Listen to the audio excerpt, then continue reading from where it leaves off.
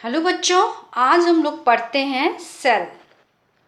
आप जानते हैं बच्चों, सेल को structural and functional unit of life कहते हैं, क्योंकि सेल का अपना फिक्स स्ट्रक्चर होता है और इसके ही कारण हम फंक्शनल भी हैं। दैट मीन्स ये अपना फंक्शन करते हैं तो हम फंक्शनल हैं। इसके कारण हमारी बॉडी का शेप, साइज, स्ट्रक्चर डिसाइड होता है। इसीलिए कहते हैं कि cell is the structural and functional unit of life. आप जानते हैं बच्चों, जितने भी लिविंग बींग्स हैं वो सब किसके बने होते हैं? सेल के बने होते हैं। यहाँ पे एनिमल सेल है, यहाँ प्लांट सेल है। इसके स्ट्रक्चर के बारे में और फंक्शन देखेंगे, साथ ही साथ इसका कंपैरिजन भी देखेंगे। सबसे पहले देख लेते हैं इसका थोड़ा सा हिस्ट्री। सबसे पहले सर रॉबर्ट हुक ने 1665 में 1665 में टर्म सेल प्रपोज किया था, सबके सामने रखे थे। और उन्होंने बताए थे कि सेल जो होता है ना बच्चों, वो कंपार्टमेंट जैसा होता है और ये क्लोजली पैक्ड होता है। उन्होंने अपने ही द्वारा, मतलब रॉबर्ट हुक ने अपने ही द्वारा बनाए हुए माइक्रोस्कोप पे, सिंपल माइक्रोस्कोप पे के अंदर स्टडी की थी। एक बार्क, मतलब पेड़ का जो आउटर कवरिंग होता है ना, उसको बोलते हैं बार्क। तो उसी के सेल के ऊपर उन्होंने स्टडी करी थी और उसके बाद उन्होंने बताए थे कि सेल जो होता है वो क्या होता है? डेड होता है, कंपार्टमेंट जैसा होता है और ये क्लोजली पैक्ड होता है। सेल पे रिसर्च चलती रही, एडवांस फीचर के माइक्रोस्कोप आते रहे और फर्दर फिर 1674 में 1674 में सर ल्यूनहॉक ने सेल के बारे में बताए और उन्होंने कहे कि जो सेल होता है ना, वो लिविंग होता है और फ्री लिविंग होता है। लिविंग मतलब ये लिविंग तो आप समझ सकते हो, सेल तो लिविंग है ही, तभी तो हम लिविंग है, तभी तो इससे लिविंग बीइंग्स बने हुए हैं। और फ्री लिविंग मतलब एयर में भी पाया जाता है, मतलब ये कहीं भी मिल सकता है। तो उन्होंने सबसे पहले, सर ल्यूनहॉक ने सबसे पहले बैक्टीरियल सेल के बारे में हम सबके सामने अपने स्टडी, अपने रिसर्च को रखे और फिर उसके बारे में उन्होंने ज़्यादा डिटेलिंग की, मतलब उसके बारे में हम लोग को जानकारी दी है। अब हम लोग देख लेते हैं बच्चों इसके स्ट्रक्चर के बारे में। तो देखते हैं, सबसे आउटर जो कवरिंग होता है ना बच्चों, इसको बोलते हैं सेल मेम्ब्रेन। इस आउटर कवरिंग को बोलते हैं सेल मेम्ब्रेन और प्लाज्मा मेम्ब्रेन। किसी किसी बुक में प्लाज्मा मेम्ब्रेन को बायोलॉजिकल मेम्ब्रेन के रूप में दिया गया है, लिखा गया है। तो इसका काम क्या होता है बच्चों? एक तो ये आउटर कवरिंग है, तो सेल को तो प्रोटेक्ट करेगा, सेल के ऑर्गेनल्स को भी प्रोटेक्ट करेगा। ये छोटे छोटे स्ट्रक्चर्स को क्या बोलते हैं? ऑर्गेनल्स। तो इन सब के लिए ये प्रोटेक्टिंग कवरिंग है। साथ ही में ये सेलेक्टिव परमेबल है। दैट मीन्स बाहर और अंदर में एक्सचेंज होगा, जो मटेरियल का, जो एलिमेंट्स का एक्सचेंज होगा, अंदर का बाहर, बाहर का जो अंदर आएगा जाएगा, उसको उसको डिसाइड कौन करता है? Plasma membrane. मतलब प्लाज्मा मेम्ब्रेन सेलेक्ट करता है कि किस आयन को, किस एलिमेंट्स को अंदर आना है और किसको बाहर जाना है। इसीलिए प्लाज्मा मेम्ब्रेन को सेलेक्टिव परमिएबल कहते हैं बच्चों। ठीक है बच्चों, अब हम लोग देख लेते हैं इसके साइटोप्लाज्म के बारे में। साइटोप्लाज्म, ये देखिए एक बस यहाँ पे मैंने लिखा है साइटोप्लाज्म। ये ब्लू ब्लू डॉट का जो मैंने दिखाया है बच्चों, ये साइटोप्लाज्म में बता रही हूँ, दिखा रही हूँ इसमें। और ये मोस्टली 90% वाटर का बना होता है, एक्वस होता है और कुछ साल्ट्स भी होते हैं इसमें। मतलब इस साइटोप्लाज्म में कुछ एलिमेंट्स भी डिसॉल्व रहते हैं, जैसे ऑक्सीजन, हाइड्रोजन, कार्बन, कुछ आयंस, कुछ मिनरल्स इसमें डिसॉल्व होते हैं। किसमें? साइटोप्लाज्म में। और किस लिए डिसॉल्व रहते हैं बच्चों? क्योंकि ये ऑर्गेनल्स अपना अपना काम तो परफॉर्म करेगा। जैसे माइटोकॉन्ड्रिया का काम क्या है? एटीपी बनाना। गोल्गी बॉडी का क्या काम है? हार्मोन बनाना।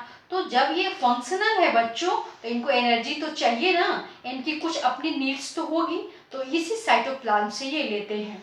इसी साइटोप्लाज्म में ये जितने सारे छोटे छोटे ऑर्गेनल्स हैं वो एम्बेडेड होते हैं। ये इसी में एम्बेडेड मतलब धंसे हुए रहते हैं।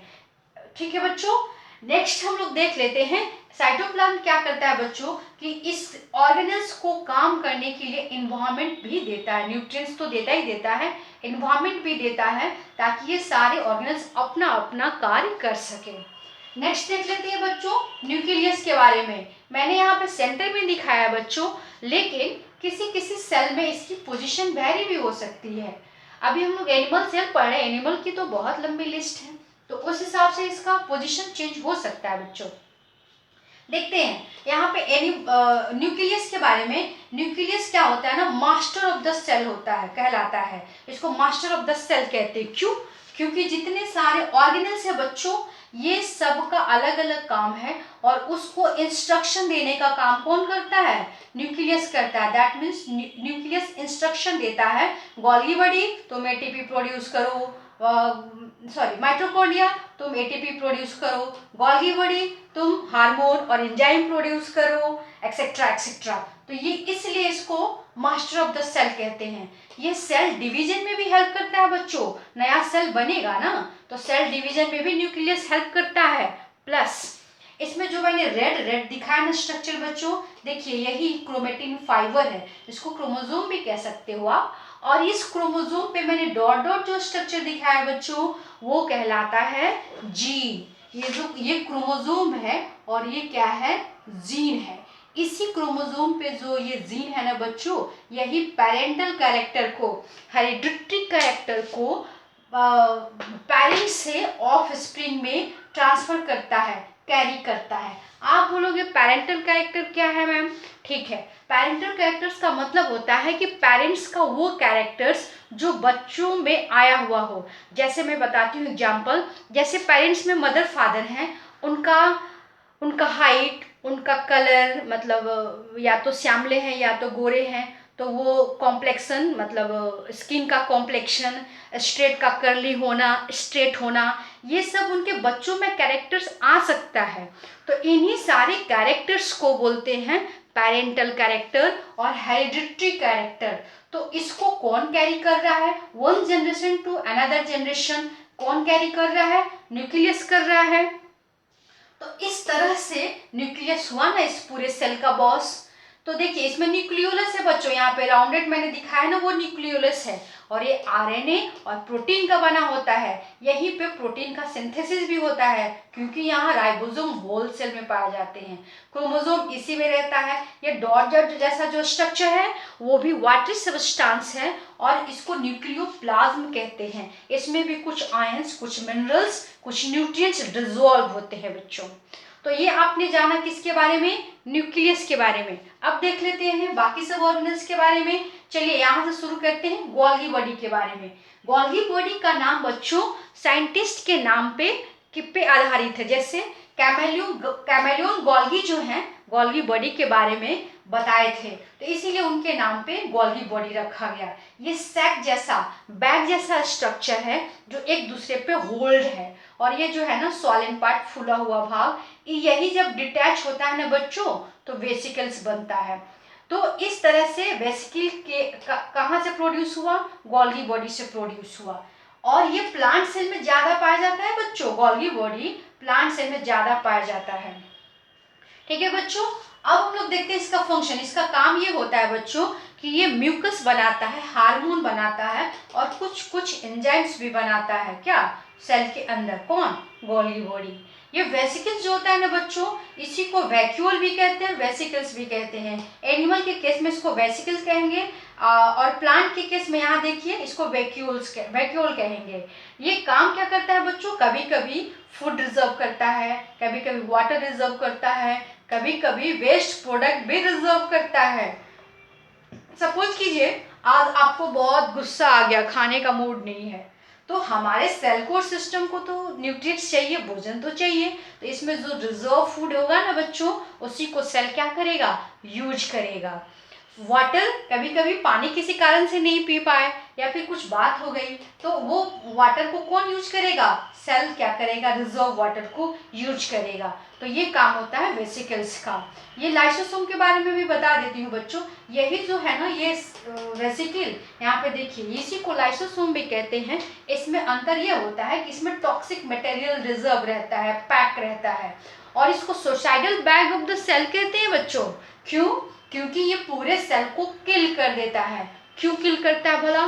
क्योंकि कभी कभी ना सेल काम नहीं करता, ओवर एज्ड हो गया, कहीं से डैमेज हो गया या फिर किसी अनफॉर्चुनेटली बॉडी के अंदर, सेल के अंदर माइक्रोब्स चले आए, बैक्टीरिया वायरस चले आए, तो यदि वो रहेंगे तो बाकी सेल को भी क्या करेंगे, इन्फेक्ट करेंगे। तो वैसी स्थिति में लाइसोसोम क्या करता है, ब्रस्ट हो जाता है, इसका जो लाइनिंग है ना, आउटर कवरिंग, वो ब्रेक हो जाता है और पूरे सेल को ही डाइजेस्ट कर देता है। इसीलिए इसको कहते हैं societal bag of the cell.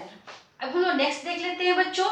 यहाँ पे रेड जो मैंने डॉट डॉट दिखाया ना साइटोप्लाज्म में बच्चों, वो राइबोसोम है, free ribosome. That means protein का यहाँ पे सिंथेसिस साइटोप्लाज्म में होता है। तो इस तरह से इसमें प्रोटीन भी अवेलेबल है साइटोप्लाज्म में। अब देख लेते हैं बच्चों एंडोप्लाज्मिक रेटिकुलम के बारे में। ये SCR स्मूथ एंडोप्लाज्मिक रेटिकुलम, ये रफ एंडोप्लाज्मिक रेटिकुलम। मतलब दो तरह के एंडोप्लाज्मिक रेटिकुलम होते हैं, smooth endoplasmic reticulum, rough endoplasmic reticulum.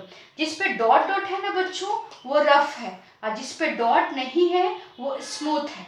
देखिए ये भी ट्यूबुलर होता है, सैक जैसा होता है, और एक दूसरे से होल्ड मतलब अटैच रहता है, न्यूक्लियस से लेके, है ना, अटैच होता है। इसका स्मूथ एंडोप्लाज्मिक रेटिकुलम का फंक्शन होता है बच्चों लिपिड का फॉर्मेशन करना, और लिपिड के साथ साथ ग्लाइकोलिपिड, फॉस्फोलिपिड का ये कौन सिंथेसिस करता है, SCR।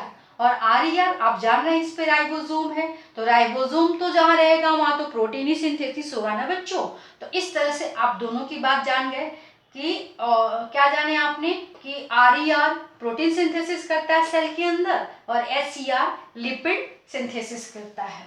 नेक्स्ट देख लेते हैं बच्चों, यहाँ पे माइक्रोट्यूब्यूल्स है, जैसे यहाँ पे मैंने बनाया है ना माइक्रोट्यूब्यूल्स ना बच्चों एक तरह से हॉलो और फाइब्रस होता है। ये हॉलो और फाइब्रस होता है, और ये सेल के शेप देने में, शेप के डिटर्मिनेशन में हेल्प करता है। कौन, ये माइक्रोट्यूब्यूल्स। और ये क्या, इसको कभी कभी रोडवे कहते हैं।